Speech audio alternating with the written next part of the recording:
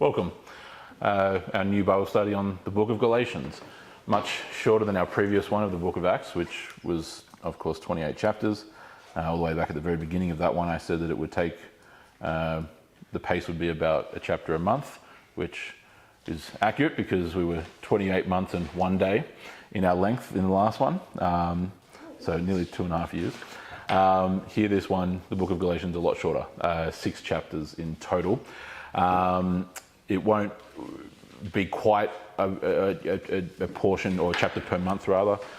Sometimes it will be that, sometimes it will be a bit longer than that. This book, unlike much with the book of Acts, where you're flowing through historical narrative and you're going from story to story, that editorial big picture that Luke fills in and then zooming into those other stories that we saw in the previous study. Here with this one, this is a theological treatise, as the Pauline epistles are so very well known for being. So there are portions in this particular book where we might be spending a couple of weeks in just a verse as we explain and break down certain concepts, especially some of the more dense parts in chapters 2 and 3, for example. There is an overlap with things we've actually seen in our study on Acts. Some of you may have been here for that, and others not, particularly around Acts chapter 15, where the Council of Jerusalem is held. That's particularly pertinent to this for a variety of reasons that will become apparent as we work our way through it. But this particular lesson today is a relatively shorter one. We're just wanting to do an introduction, and a lot of it's just going to be about context. So we're not actually diving into the text itself specifically today. That'll come in the next lesson, where we'll begin in verse 1 of chapter 1. Today we're just wanting to explore some of the cultural context, the historical context, because as is often the case, both Old and New Testaments, those factors are very pertinent. And that's no different here with regards to Paul's letter to the Galatians. You've all been given a map there showing the provinces, the Roman provinces of Anatolia as they stood at this particular time. And you can see in big words there, Galatia. We'll touch on that shortly as we go through.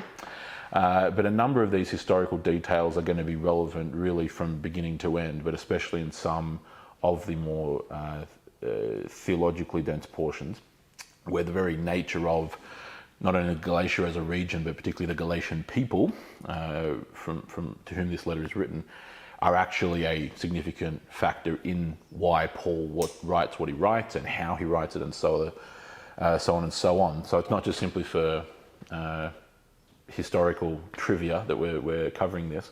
It's rather so that we can have the full kind of contextual understanding that the people in those times when this was written would have themselves already had, and it allows us, like with all the other things we try and do, bridge that gap between our time, 2,000 years later, going back to the 1st century AD. So, let me pray before we begin, and then we'll go from there. Blessed Lord, who caused all holy scriptures to be written for our learning, grant us so to hear them, to read them, to mark them, to learn them, and to inwardly digest them, in order that we may embrace and ever hold fast to the blessed hope in Jesus Christ. Amen. Hi, come on in. So, as we begin, one of the slight variations in what we have in how this will be formatted, again, pretty similar to what we've had before, but simply restructuring the nature of each individual lesson to be pretty parallel or akin to how we do church history. So the majority of it will be monologue on my part. Obviously, if there's like an immediate kind of clarifying question, go ahead and ask that. But other subjective questions, either related or tangential to what we've covered, it'll be important to bring pen and paper for general learning anyway, but then to be able to write those questions down, and we'll have a dedicated question time at the end, like we do for church history. So it just allows it to flow more straightforward. If people need to head off afterwards, and then if they don't want to stay for questions or discussions, that's cool. They can then depart at that point, and we kind of have a more definitive flow of how things work from there. Like I said, obviously, if there's a clarifying question, jump in and ask, but any other kind of things we'll save for question time at the end. So let's begin. But first, Paul, could I just ask you to grab me one of those maps so I can give that to you? What am I grabbing? The middle map there, just right in front. Yeah, that one there. Yep, brilliant. Brilliant. Thank you very much. There you go. So this map might be handy to bring. I'll generally try and point out when it will be handy to have that map. Keep it with yourself, but certainly at least if you have it at home, you can then at least reference things on the way through. So make sure you'll keep that copy. So Galatia as a place. Let's start off with the geography. Actually, get an idea where on earth literally we're talking about. So you'll notice on your maps there, again, this is a rough subdivision of the Roman provinces at the time of the 1st century. Some of these places, if you were with us in our previous study on the book of Acts, you'll actually notice a number of these places, especially with the maps that we had handed out from the 1st, 2nd and 3rd missionary journeys of Paul. A lot of these places are churches that, in fact, all the places here are churches that Paul himself founded, a number of the ones there at least. We're familiar with certain places. You'll notice, just to start off, an orange region kind of in the bottom right corner, the province of Cilicia, Cilicia. In the middle, near the coast, there is a city of Tarsus, Tarsus. That's where Paul himself is actually from, so Paul of Tarsus or Saul of Tarsus. But the area that we're focusing on, of course, is this middle portion that weaves its way through this central portion of what's called Anatolia. Okay, so the Anatolian Peninsula. This is what today is the nation-state of Turkey. And that region is Galatia. So it's in the green on your maps in front of you. Kind of winds its way in a northern portion, coming through a narrow portion into a southern portion, and I'll explain more about that later. But if you look at some of the cities, each of these major cities is marked with a black dot next to the name. You'll notice some of the cities in that southern portion of Galatia. Okay, so Antioch in Pisidia, you'll hear me refer to that as Pisidian Antioch. So this is not to be confused with Syrian Antioch, which is one of the first and earliest churches outside of Jerusalem. That's a bit further down, just slightly off this map. That's the Antioch which, for those who have been with us in church history recently, as we've been covering St. John Chrysostom, that's the Antioch we're used to talking about. There are many other places called Antioch as well. This is Antioch in Pisidia, or just simply Pisidian Antioch. Okay. Lystra, you'll see a lake there, and just kind of to the right, you'll see two cities, Iconium and Lystra, as well as if you keep going further east, almost to where you see the Taurus Mountains, kind of the wording there on the map, you'll see the city of Derbe, D-E-R-B-E, Derbe.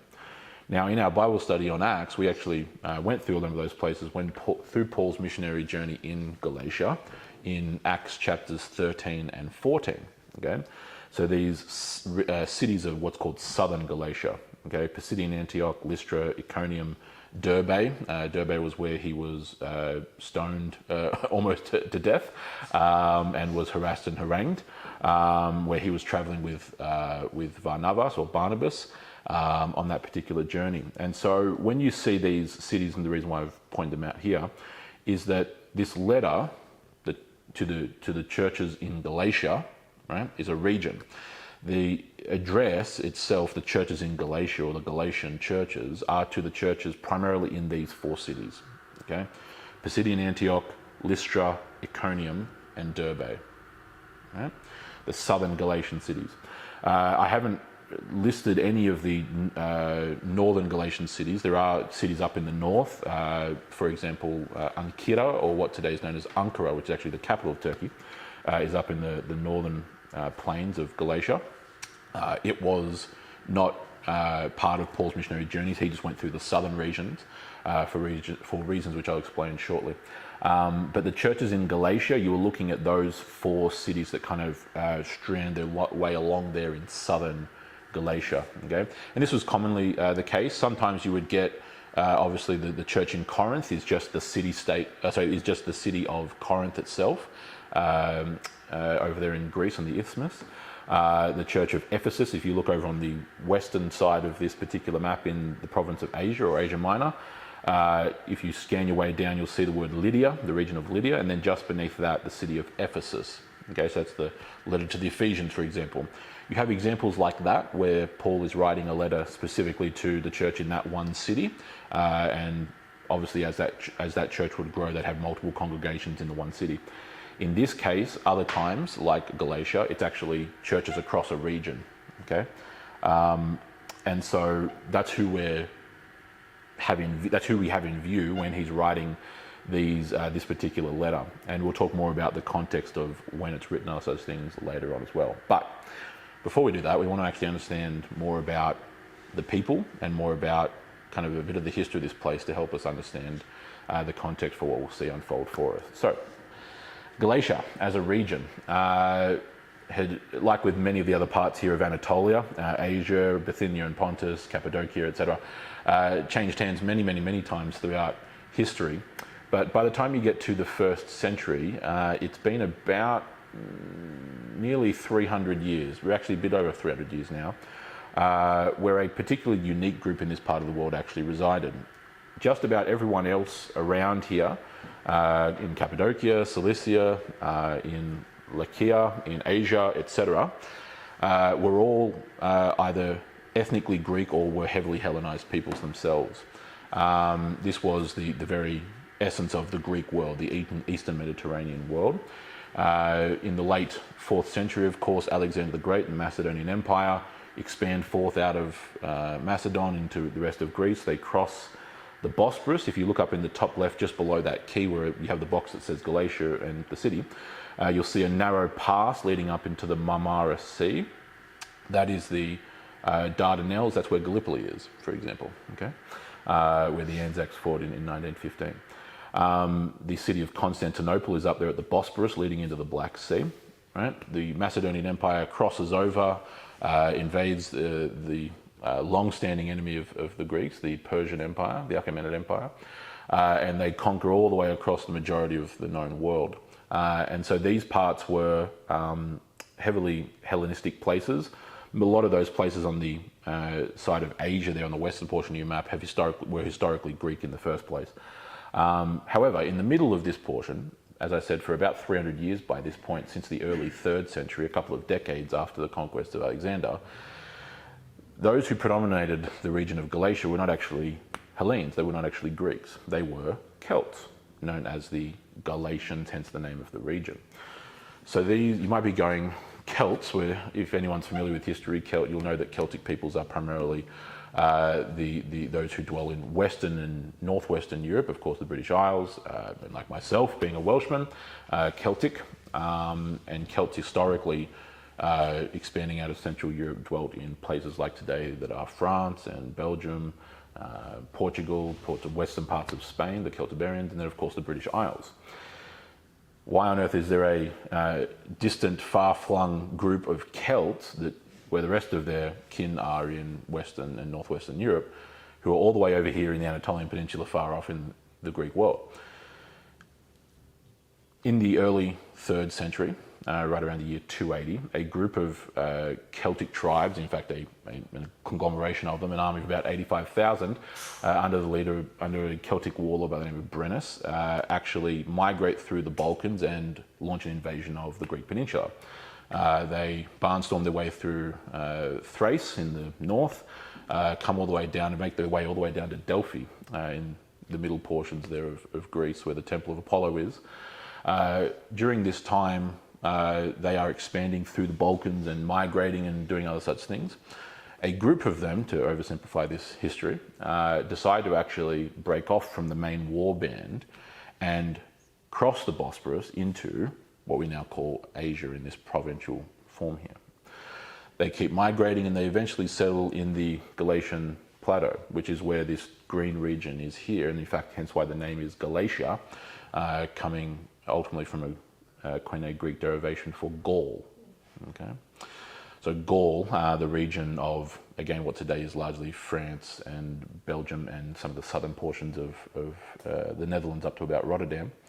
Gaul, the Caesar's Gallic Wars, of course, famously in the mid 1st century BC. That name Gaul was used of, obviously, the region of Gaul in Western Europe, but also, in one sense, generically as a term for Celts as well. And so this derivative here to Galatia is deriving from that same term for Gaul in Western Europe. So they place themselves here in a rather unique setting. They're now a Celtic group, Lights. Yes, exactly. Yes, In burning sun. Exactly, in moving sun. Yep, and with elements of red and blonde hair amongst portions of the world that typically don't have as much or a high percentage of that, and they find themselves here surrounded by the rest of the Greek world. That's from 280, 279 as those movements kind of, and they eventually settle there in about 278. They are subjugated. BC, sorry, I should say, yes, sorry, BC. BC, I've got to keep that in mind. I'm used to, at church history, only talking about AD, so I'll have to make sure that I keep referencing BC.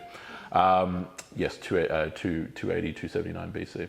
About a century later, they are defeated by the Romans in 189 during what's known as the Galatian War, and they become a vassal, as did basically everywhere else here. Portions of what was the Seleucid Empire, one of the Greek successors to Alexander the Great. And then eventually in 64 BC, okay, so about a century away from where we are talking about now with the writing of the letter, they officially become a Roman province and they're conquered by the Romans. Okay, and so they were obviously surrounded by other Greek peoples around this portion. The Romans later on, of course. They become Hellenized. To use bad English, Greekified. They become Hellenized to a degree, but they maintain elements of their own unique Celtic cultures.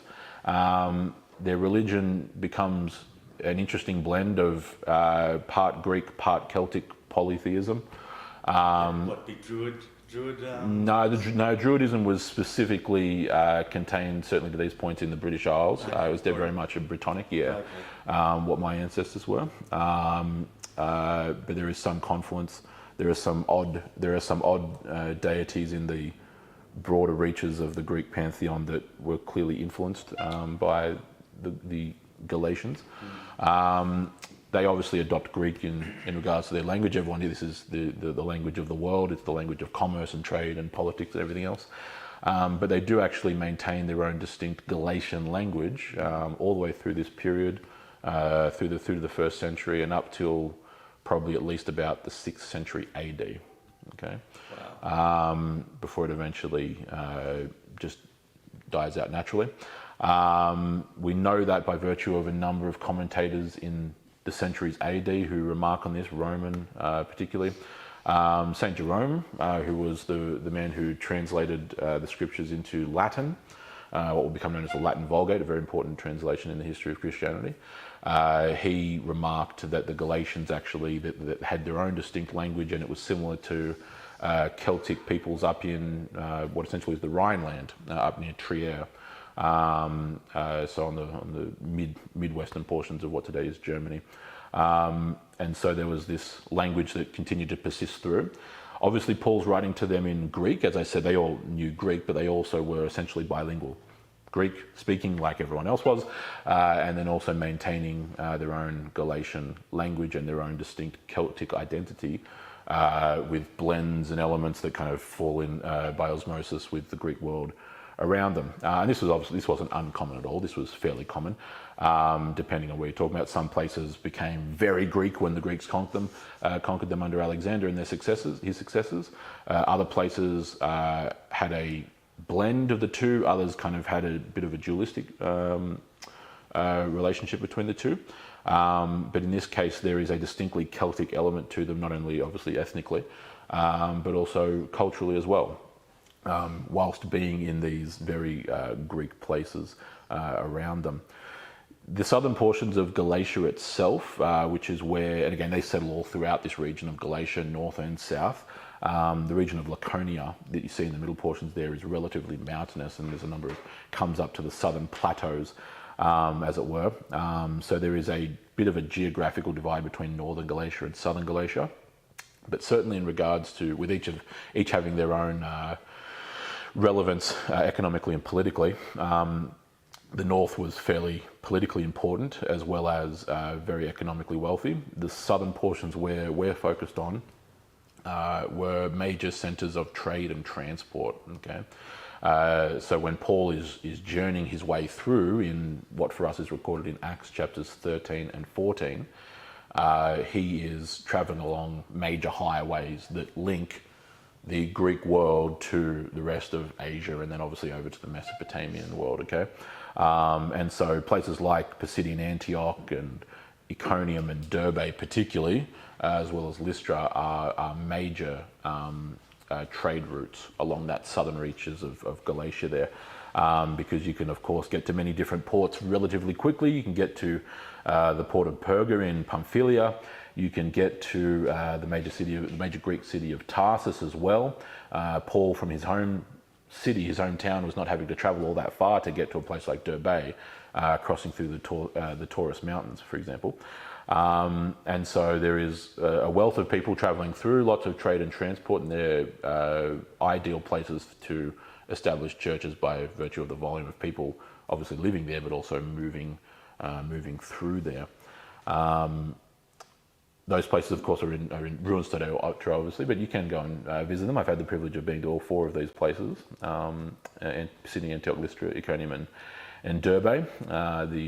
The city ruins in Pisidian Antioch are fairly well preserved, in fact, including actually the very steps and kind of foyer of the synagogue there, where Paul first kind of visits when he arrives there, and so you can stand exactly where he once stood. But this Celtic identity is important to understand, and there's a number of reasons why. The book of Galatians itself is particularly and specifically addressed to them to deal with a certain issue at hand. Now, this happens elsewhere. He has other reasons for writing to other churches as well, and there's usually either one big issue or a kind of conglomeration of issues at hand. In Corinth, it tends to just be a whole bunch of problems smacked together, and so that's why he writes at least 3, if not 4 letters. We have 2 of them, which are the inspired ones. He writes at least one before what we call 1 Corinthians, and he potentially writes another one afterwards. But nonetheless, the letter to the Colossians, for example, a region nearby here, you can see, if you look in Asia, you'll see Colossae, or Colossae, Colossae, Colossae. That's the letter to the Colossians. That was written because Colossae was dealing with a serious influence of Gnosticism at the time. And so the Gnostic cult had very much arisen with a heavy hand in Colossae and were combating against the Christians there. So that specific book is focused heavily on who Jesus Christ is. So his divinity, his humanity, etc. In the case of the Galatians, they are being knocked for 6, as we might say in Australia, by the Judaizing heresy. Okay, so the Judaizers. We've been even touching on that just briefly when we were going through some of the works of John Chrysostom in church history. But this is the particular issue that faces them. Now, I mentioned that a portion of Acts was going to be relevant to us, and that was Acts chapter 15. During that chapter of Acts chapter 15, the Council of Jerusalem is recorded for us, okay? So this was the first church council ever convened, obviously in Jerusalem. The apostles being present there under the apostle James, who was the leader or the bishop of the church there in Jerusalem, Peter present, Paul present, etc. Convening over this very issue, which had, for them primarily, it had arisen in Antioch, not Pisidian Antioch, but the main Antioch that we think of, which would be in the bottom right corner of your maps here. Antioch in Syria, so Syrian Antioch. The first major metropolitan church outside of Jerusalem that was established. It had risen heavily there. It was the birthplace of the Judaizing heresy. And we'll cover more about that, especially as we work our way through. We'll touch on it a bit here, though, later on. But it had struck these Galatian churches quite heavily. And the events of Acts chapter 15 become pertinent to us, obviously, by virtue of the fact that it deals with that subject. So as we work our way through this particular book, we'll be referencing back to Acts chapter 15 on more than one occasion. Now, in regards to the authorship, obviously it's very clear, it's the Apostle Paul.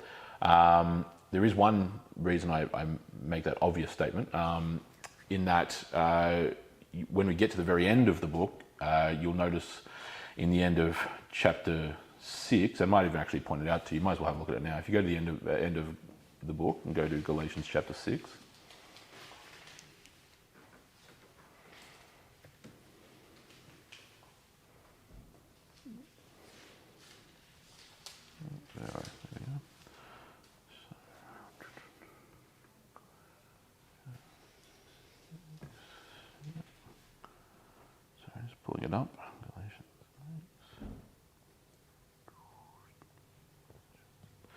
So at the very end, as I wind my way down, in verse 11, you'll notice that Paul says in verse 11, see with what large letters I am writing to you with my own hand. Now you might be thinking that's rather odd.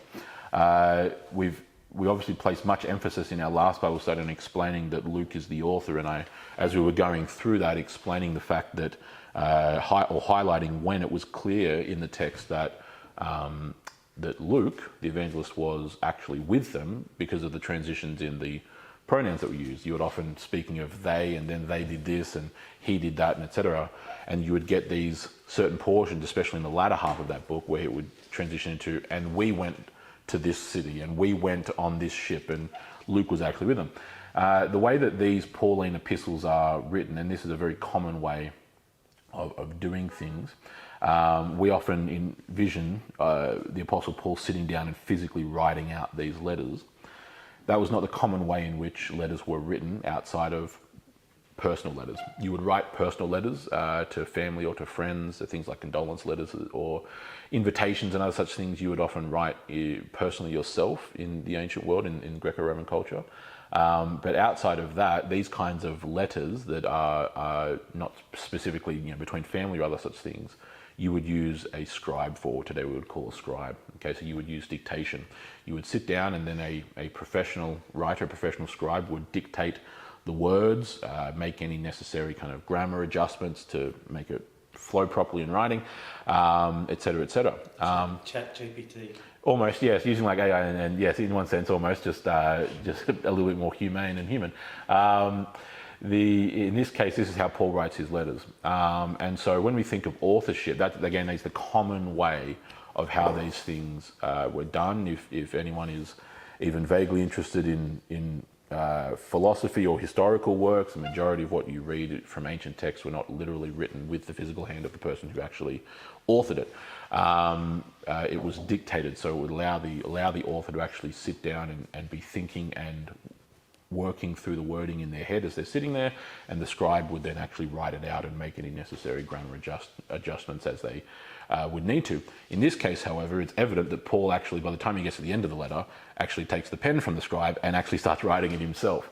I'll leave the reasons why by the time we get to the end of this book, and which is obviously a while away, but you'll be able to see why he does that. I just wanted to tease that though. And it is because he is very passionate in this letter.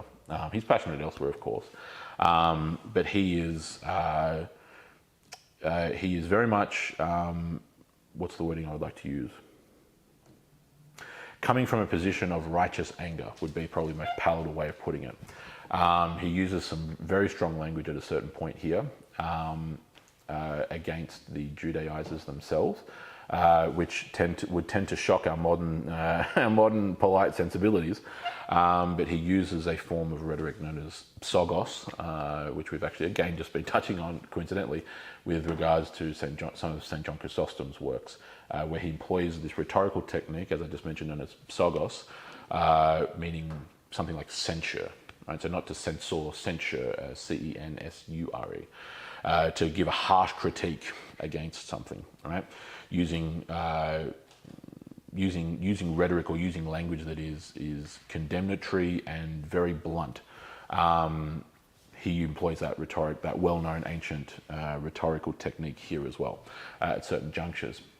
But the substance of the book itself, the Judaizing heresy. Obviously, the full scope of its complexity will actually work out as we work our way through. So you'll learn more about it as we go through. But in simple terms, just to at least introduce it, the issue that had arisen in in Antioch first was a group of ethnically Jewish Christians, particularly as it appears, some of the Pharisees who had converted into the faith, who were demanding of their Greek or Assyrian counterparts in Antioch that they actually have to uphold the full scope personally of the Mosaic Code. Okay, so everything from circumcision to the food laws to the ritual laws, etc., etc., etc. Things which which Christ himself and then afterwards the apostles had already been very clearly teaching had been fulfilled in Christ. Not that they'd been done away with. Jesus himself says, "Think not that I have come to abolish the law, but to fulfill it." Okay, and in him, in his personal upholding and meritorious work of the law, of course, we are justified by that. Right, the righteousness that Christ has been imputed to all of us by His grace, without our own merit. Right, that is the very essence of the evangelion. Right, the good news or the gospel. However, this particular portion, again, not all, but this particular subset of Jewish Christians were demanding that were demanding that their, particularly Greek counterparts and others, actually had to uphold the whole Mosaic code, in a sense that, and I'm putting it in modern parlance, they wouldn't have phrased it this way themselves. But in modern parlance, we might say you have to basically become a Jew to become a Christian, in one sense almost. You would need to get circumcised. You would have to go through all the various ritual purification codes, uphold the festivals, so all the Old Testament festivals, Feast of Trumpets, of Weeks, etc., etc. So Christ's salvation wasn't enough. You had to. Almost in one sense, yes. It's completely kneecapping the very notion of Christ's imputed righteousness and His merit being accounted to us in that legal exchange, among other things, yes. And so this obviously draws the attention of all the apostles. They then convened the very first church council over this issue. It's why I've referred to it in church history classes as the primordial heresy of the church, right? Kind of Judaizing and Gnosticism are kind of the two earliest, just in their own relevant contexts. One particularly of a Hellenistic background, right, Gnosticism, and then on this side of the equation you have more of the Jewish influence, right? So tit for tat, but they're both really the oldest, as I said, primordial heresies that arise in the first century in their own ways. And they haven't gone away. No, they again, they rise and they fall and they come back. Again, we've just been covering some of the works of John Chrysostom where he addresses this very issue, because by the time he gets to the late 380s, around 386, 387 AD, the Judaizing heresy has come back with a vengeance in Antioch, where he is a presbyter at the time. He would later go on to become Archbishop of Constantinople. But at the time, he was a presbyter in the Church of Antioch and its lead preacher and teacher. And he had to come back with a vengeance. And so we were just covering this. Actually, we just finished that portion of his works where he's addressing that subject, Adversus Judaios. In this case, again, that's the cause for the Council of Jerusalem in AD 50 is when most date it to, which is probably the most reliable date, AD 50. And so then it comes down to some interesting historical kind of relations of how we then date this. The book of Galatians, the letter to the Galatians, is essentially universally recognized as the first New Testament letter that was physically written. Okay, of any of the Gospels included all the way through. So from Matthew to Revelation, this is universally recognized as the first, and then it just simply comes down to whether it's dated prior to the Council of Jerusalem or afterwards. There is some internal textual evidence based on Acts chapters 13, 14 and 15, as well as Acts chapter 11, as well as when he's in Jerusalem, when Paul's in Jerusalem, for example, in Acts chapter 11, as well as things that get mentioned in Galatians chapter 2. I'll save some of that to when we get into it, because that'll be part of us working through those texts. My working academic perspective or opinion is that this is written prior to the Council of Jerusalem. There is good argumentation both ways. And it doesn't change anything in the text. It's just simply about history. You're just simply talking about historical fact, one form or the other. It depends on how we apply certain probabilities of certain things. It doesn't actually change anything in terms of the meaning of the text or et cetera. So it's just how we're linking them together. But nevertheless, Paul's journeys through Galatia, we know, are in 47 to 48, right, in around that time, as he's journeying his way through what for us is Acts chapters 13 and 14. Council of Jerusalem is then held not all that long after, AD 50. And so the question is this letter written kind of in that 48, 49, or is it written in AD 50 just after the council, right? We'll cover that as we get into mainly chapter 2, where it becomes more relevant. But nevertheless, the basic point you need to understand, this is the first actual text of the New Testament that is physically written in time, not obviously in terms of the chronology of the story and the history as it played out, but the Gospels are then written through the 50s and 60s, referencing back obviously. But yes, this is the first full book or letter of the New Testament that's written, right? Addressing some serious issues that were already present in Galatia, and also then related to the Council of Jerusalem, no matter which way, no matter when you actually date the book to have been written, as either 49 or 50 AD. But yes, it addresses this Judaizing heresy, and it had become a serious issue. Again, more on that as we work our way through the book. You'll see him explain why that's the case, and you'll see then also, as we work our way through, why he speaks so bluntly at certain points, when he is clearly, not in an uncontrolled sense, but clearly this is an emotional thing for Paul. These are churches which he himself obviously founded, specifically here in southern Galatia, and so these are his spiritual children almost. He's a father figure to them in the faith, and so he has a great care, just like St. John Chrysostom did in his letters. That's why he used such a strong language as well for those who have been with us in church history. But in addressing this, it serves as the foundational tool for dealing with the Judaizing heresy. As you mentioned, those things like Judaizing or Gnosticism have come and gone. They very much have. They've come and gone in waves at different parts and all around different places. Judaizing and Gnosticism have had various different runs through history, as have other things. Arianism has reflourished in the last 200 years under different names, such as Mormonism, Jehovah's Witnesses, etc., which are very prototypical Aryan cults. Believe the exact same fundamental things, just with new marketing and new branding. And that's often how these things work. They come in waves. Here, this was the first big wave into this part of the Greek world, or in this case, the Galatian world. And it was particularly pernicious, and this is why I started off by explaining who they are. The fact that the Galatians, and we need to keep that in mind as we go through, are not just Gentiles in the sense that they're Greeks, which are obviously nearby neighbours to the Near Eastern world, but they are very Gentile, because the rest of their people are far off and away. Yeah, they're off in Freckles. Britannia, and they're off in Gaul. Yeah, exactly. Not that makes them better or worse. I'm just simply saying that they are a unique, geographically speaking, Gentile group in that part of the world. They are the Celts are all over up in Western and Northern Europe, Northwestern Europe, and then there's this one little pocket over here in Anatolia, just due to that historical migration. So they are very far down on the Gentile side of the equation as Celts.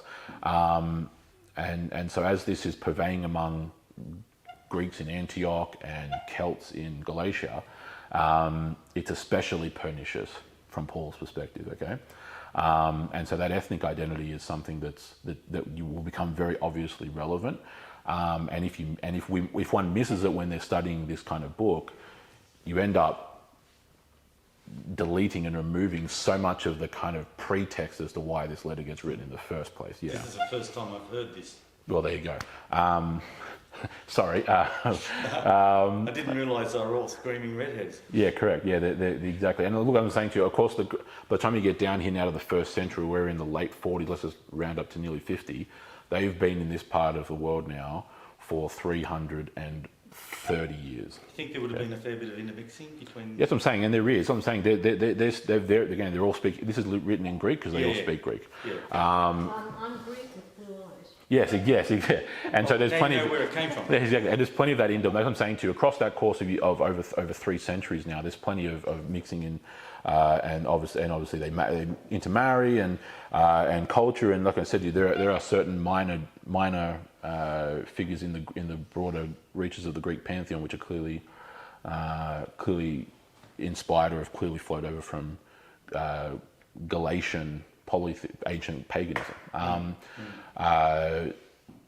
And so yes, they're not just kind of on an island. No, this is a part of this. And again, this region was very fluid in politics and trade.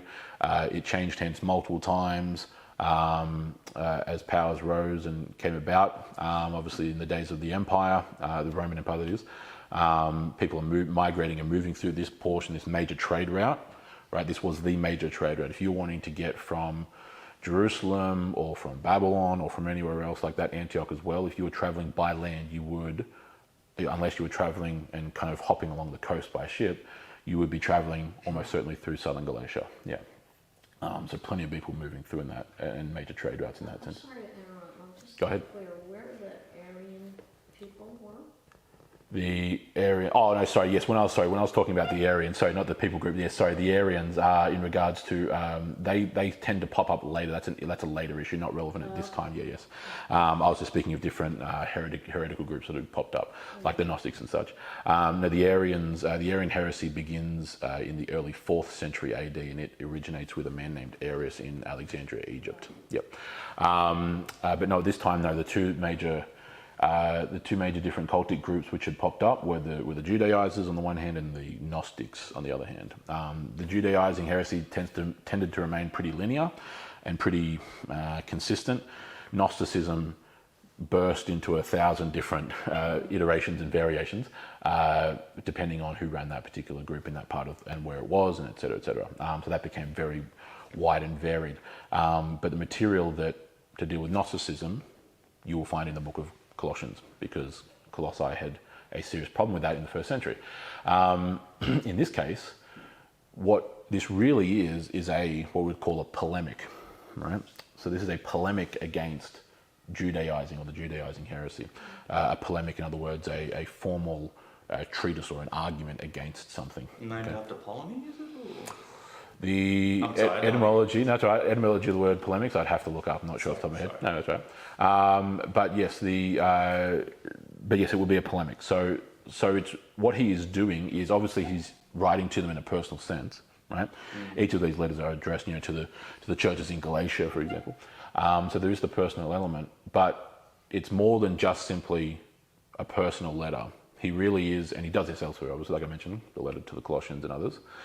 What he is doing is he is almost, in one sense we can think of it, giving them the ammunition that they need to combat theologically the Judaizing heresy. Okay, he's outlining the issues at hand. He's outlining where it's wrong. He's outlining why it's wrong, etc. And all of this kind of moves through various stages of how that relates to the gospel. I'll have in the next lesson. I'll bring it as we then jump into the text itself. I'll bring an actual breakdown of how this kind of flows through on his part in terms of obviously we have the chapter and verse divisions for our sake, but in the case of the book itself, it breaks down to more specific sections than just the chapter divisions. There are kind of a number of sections it works through as he defends the gospel specifically, as he actually ties that in with certain other events that have happened. So he makes a reference to something that happened, an encounter that happens with Peter, what we call in biblical terms the Antioch incident. It is recorded in chapter 2. We'll cover that when we get there, obviously. But nevertheless, in this particular case, he is giving them the ammunition that they need to be able to then answer and respond and drive out this particular problem. You have, in any context, and this would go any other time in history as well, but it obviously occurs primordially here, when you have members within the congregations of those churches throughout the cities of southern Galatia who are teaching X, Y, Z, and others obviously teaching what the Apostle Paul had taught them, you have this kind of theological tug of war take place, okay, between competing ideologies or competing ideas. And a lot of that is a war without swords and shields. It's a war of ideas, if you want to think of it that way. And Paul's biggest concern, especially from kind of a, not just a personal level, but also really kind of almost a strategic level, is these churches are very green, as we might say. They're very new. They're very young. He has only really just founded those churches, all of, like, at the most, 2-ish years prior to when this letter's being written. Okay, at the most, 2 to 3 years, and so they are brand spanking new. The whole thing, the whole establishment and setup there with these churches through particularly those 4 major southern Galatian cities, is very new, and that means that they are like newborn fawns. They have weak legs, and they don't have a lot of history and established history behind them to support them. They can't look back on centuries of past history and those who have come before them to get guidance and figure out these issues, etc. Like, they are very, very, very new, and they are having to operate off of what their founder, the Apostle Paul, has just seeded there, literally. And then you have others coming along who have been perhaps, again, prior to coming into Christianity, have been Jewish for a while. They have more familiarity with the Old Testament. They have more familiarity with the Scriptures in general. They have more familiarity with the events that occurred in Jerusalem, etc., etc. There is an air of authority that can come with that, right? They are more knowledgeable on these things by and large than the Galatian Christians, who are inherently there, the ethnically Galatian Christians, who all of 5 minutes ago were pagans and polytheists, right? Who have now by the grace of God come to the faith. Especially when it has this kind of link to it, namely in this issue of Judaizing. You're pointing to scriptural sources, right? So they're not just coming out of thin air. They are pointing to certain texts in the Old Testament. They're pointing to the book of Leviticus. They're pointing to certain portions of the book of Deuteronomy, etc., etc., etc., right? So it also carries with it that sense of, oh, well, I'm using the scriptures to make these points. The problem is they're twisting those scriptures and making them say things that they're actually not saying. And they're not actually interpreting those Old Testament texts, A, in light of the rest of the Old Testament, but B, more importantly, in light of what Jesus and the apostles have now explained about them, and what Christ himself has revealed about those Old Testament texts. And so it's very, depending on who you're talking to, but especially very new Christians like this, it can be astonishingly easy to lead people down the proverbial garden path when those who are promulgating the idea, either in appearance or in reality, have more knowledge and experience around those subjects, because then they know how to make it look authentic, they know how to make it sound authentic, and they know how to make it look as if they are a reasonable authority on the subject. Except in reality, the problem is that they're actually not either interpreting and or applying those texts correctly. It's a skill, manipulation, unfortunately, in a very Machiavellian sense. Manipulation is a skill like anything else. And it requires a whole host of skills, and the Judaizers in the first century, very clearly, by not only what the Apostle Paul writes, but also by what a number of early church figures write about them, clearly had that level as well. So did the Gnostics on their own way. Again, a lot of the almost every Gnostic group was founded at one point or another by a philosopher, okay? By someone who was learned in their particular philosophical tradition, be it Epicurean, Stoic, Neoplatonic, whatever it happened to be. I thought, mostly Stoic background. Again, depending on where we are. Jerusalem. Yeah, depending on where we are at certain points. Epicureanism and Stoicism were certainly the most prevalent coming through to in the centuries AD. Neoplatonism, which obviously has kind of correlation to those as well. That's a few centuries later on by that point, though. But yeah, again, depending on which region and where we are, what that looked like in Egypt would be different than what it would look like in Asia Minor and elsewhere, yeah. But yes, that's the problem that arises. And so in this case, Paul, with his own educational and philosophical acumen, which we obviously saw plenty of as we're going through the book of Acts, is then employing that same skill set, but for good, right? And for righteousness. He clearly has a deep care, which should be pretty obvious. Again, he's the one who founded these churches. He has a deep care for these people, and it's important to keep in mind, actually, a point that's been made just recently with St. John Chrysostom in our church history lessons with his writings, is that when we see passionate, serious, very blunt at certain point language and rhetoric, it's important to remember the context in which it's occurring.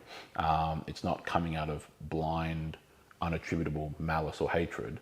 It's coming from a place of love and care for those whom he's trying to defend, right? If the Apostle Paul did not respond this kind of way, this immediately, because again, this is coming right on the heels of this becoming a problem.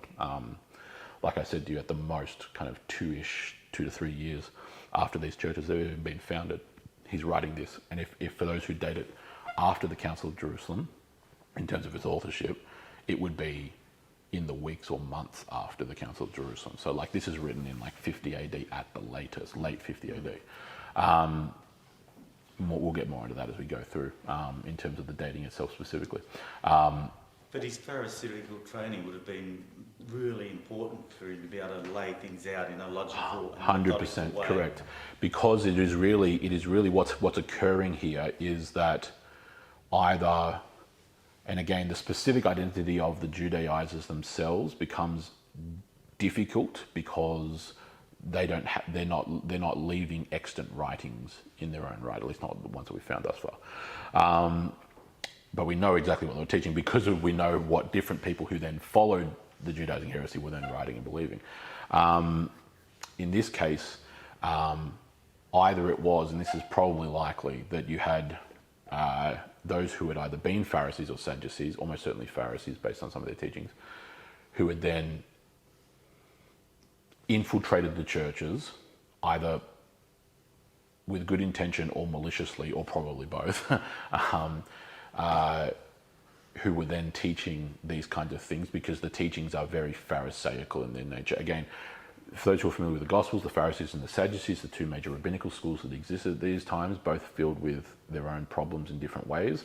They had things that they believed in common. They had then a whole host of other things which they believed sometimes in diametric opposition to each other.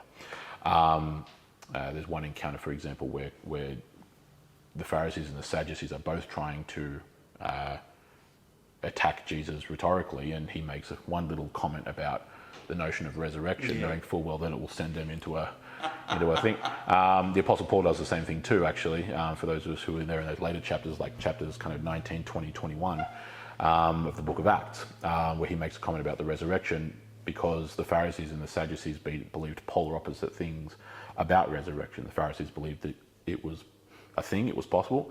The Sadducees did not believe in it.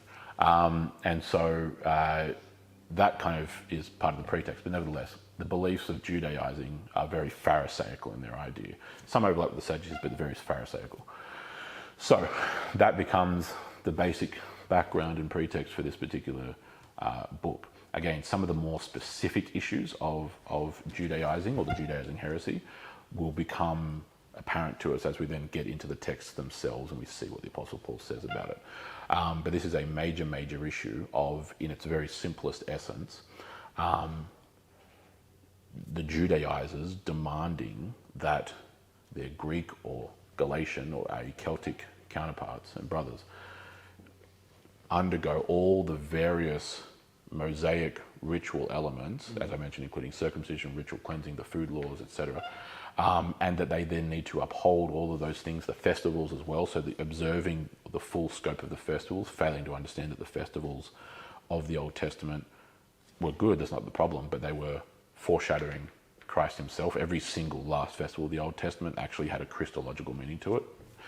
Oh, boy. Let's do a Bible study on that one day. Yeah. And so that's why, and again, that's continued and flowed through. Again, what we call in English Easter, most other languages, which is named after it's the Old English name for Estra, the month of what we call April now. Most languages in and around the world have some derivation of Pascha or Passover. Right?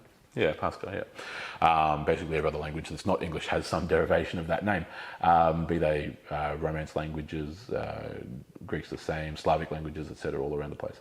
And so that's how that's continued through, because that Passover is the chief of all the festivals, and everything else is really revolving around the axis that is Passover in the Old Testament anyway. And so it's all pointing through that, and that's why we maintain that, right? That's what that all is working their way through to. And so, yes, it's really basically this sense, and it comes up again more on this as we go through these texts later, but I would argue, and anyone who would argue this, I'd argue that even today we have issues with Gnosticism and with the Judaizing heresy. The way that can sometimes, rarely, that can come through as full-blown Judaizing. More commonly, though, it's kind of a couple of steps removed from full-blown Judaizing. It's kind of on the path toward it, which is how everything begins. Again, people don't usually dive headfirst into things. It's a progression towards something, inch by inch. But one of the more obvious ways that are kind of a bit further up the path heading toward that direction is a kind of idea that can exist in certain evangelical circles, not so much elsewhere in Christianity, but in some evangelical circles whereby Hebrew things generally are seen as or portrayed as or considered to be a more authentic way of doing things. So this would look like referring to Jesus as Yeshua, for example. Not that there's anything wrong with that per se. That would have been his name in Hebrew. No one would have used that because no one was speaking Hebrew functionally at the time, not publicly or commonly.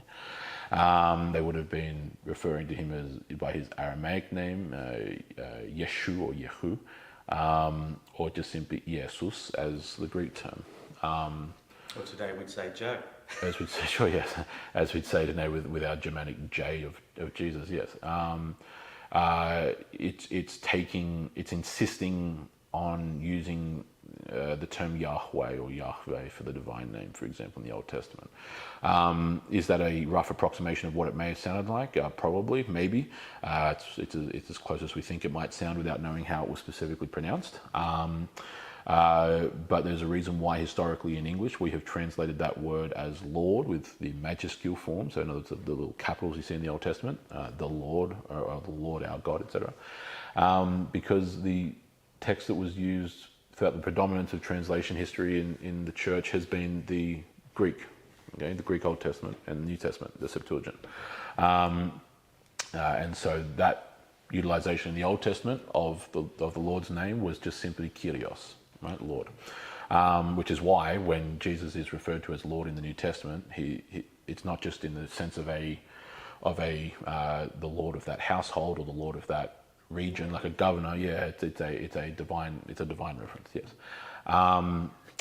So those kinds of things, and again, there are many other things. That's down the much lighter scale of issues, and they can get much more serious from there. But we'll touch on some of those things, and again, you're going to see, as I mentioned, and I'll finish on this point, you're going to see some fairly strong language in ways that a lot of people won't actually pick up on. There's one particularly, which is the most well-known part of the book, which is the end of chapter 3, when people... I'm torn. I could say it's fortunate that people miss how brutal the language actually is. On another sense, it's not also good because he's actually trying to make a point by doing it. But there is a portion where he uses a parallelism in the end of chapter 3 to make a very blunt point about those Jews that were Judaizing. But keep in mind that when we see that, again, it's much like the meta-narrative points I've been making in church history recently for those who have been there. If serious issues don't require or demand serious language, then nothing ever does. Okay. There is no, as we might say in English, beating around the bush on these things, because if Paul were to simply just kind of softball this issue, it would only continue to fester and to metastasize like a cancer, and it would ultimately envelop the whole church. That's what would happen. He realizes that he needs to root out this issue, literally and figuratively, and he needs to put an immediate stop to it in an authoritative sense. What language would he have been speaking? Greek here, yes, and so that's why, yeah. So one of those questions that came up earlier about like how much were they integrated? Again, they were bilingual, like many other people were as well. The Jews in Judea and Samaria, for example, are speaking both kind of the Western Syriac dialects of Aramaic and Greek. Here they're speaking Galatian and Greek. Right, so this kind of native Gallic language, Celtic language. Would that have been in Tarsus as well, where he grew up? No, Tarsus was no. So Tarsus, at by that point, you're now into Cilicia. That's just a very, very Greek city. Greek, straight, okay. yeah, Greek So founded, straight Greek Greek. populated. Yeah, it's an entirely Greek city. and so yes, It's not very far away from Galatia. like I'm saying, it's not that far away. Exactly, it's not that far away, and so there is and so from his hometown he wouldn't have to travel that far. He knows he probably when he's been raised there and other such things, and when he was being educated there at the university in Tarsus. Again, he may well have travelled there in times past as well. Again, some familiarity with the region as well, perhaps. But yes, no. This is in Greek. They all speak the Greek, and so yes, no. Everything in the New Testament, top to bottom, is written in Greek. I'm just thinking that Yeah. the Greek language can be Yes. very severe. Yes, it can get that way. Yes, correct. Yes, exactly. Especially by virtue of the fact that, as you know, the Greek has multiple ways for saying the same thing. Certainly, in these days, in ancient times, with the common Greek, the koine, with its 9 different words for love, whereas we have the word love, and we just apply it in different English kind of works the other way. The context determines the definition of the word, whereas Greek tends to work in other directions. It has multiple different words depending on how it wants to apply it in the context, and it can use that way. Yes, exactly. So yes, there are those kinds of elements. But yes, keep in mind that the reason why is because the substance of this is actually quite serious, and so there are a number of very famous portions of this book, and kind of each of the parts of the New Testament have that. They all tend to have well-known or commonly known verses in each one that people just kind of know, which is all good. But part of the advantage of doing Bible studies like this, where you're sitting through concerted lessons, is that you can then actually place those verses in their context, because they're not just written in isolation. And so there is an overall flow to the argumentation that he's making through this book, dealing with this Judaizing heresy. And so that's essentially it. Again, a lot of those details will probably get mentioned, and they'll come up when they need to about certain elements like that as we go through. More of the depth of the Judaizing heresy you will learn as we work our way through. I'm just trying to give a framework for it here, in terms of some of the specific, because he dives in on certain issues particularly, especially the more egregious ones like the demands to get circumcised. And so that'll kind of unfold for us as we work our way through. All right. So other than that, that's essentially it. The introductory lesson. Plenty of questions will come up, but it's a very it's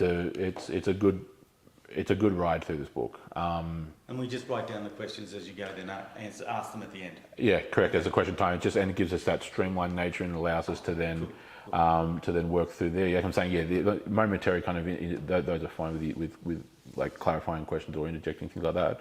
Mm-hmm. But the bigger questions can then come at that dedicated question time at the end. So that's it. Thank you. Yeah. Thank you.